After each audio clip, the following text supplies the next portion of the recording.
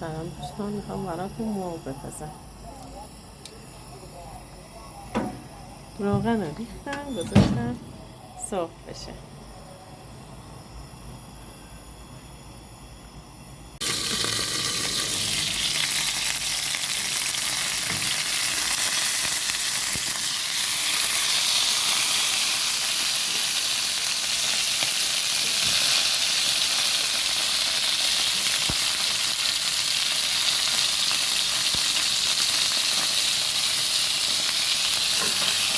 یه طرف مرغامو سرخ شد و برمیگردونم طرف دیگه هم سرخ شد. زعفران می‌ریزم. زعفران رو قاب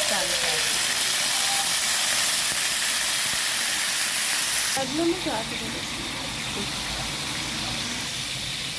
این طرف مرغامو سرخ شد، برگردونیم طرفش دیگه سرخ کنیم. زعفرانم زدیم.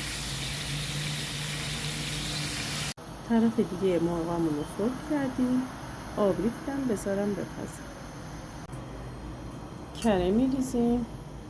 کره طعم مرغمون رو خوشمزه میکنه. یک قاشق مربا خوری سیر رنده شده. دوستان من آب مرغمون رو اضافه کردم.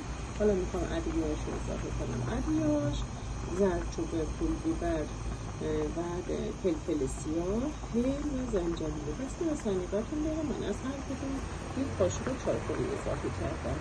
بعد اضافه کردم برش رو میزنیم، میذاریم که بپزه.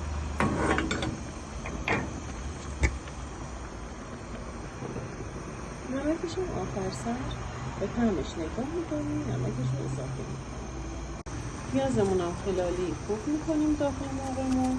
نگین خوب نمیکنم، فکر میکنم اگه نگین خوب کنیم طعم مرغمون رو شیرین میکنه یکم، برای همون خلالی خوب میکنه.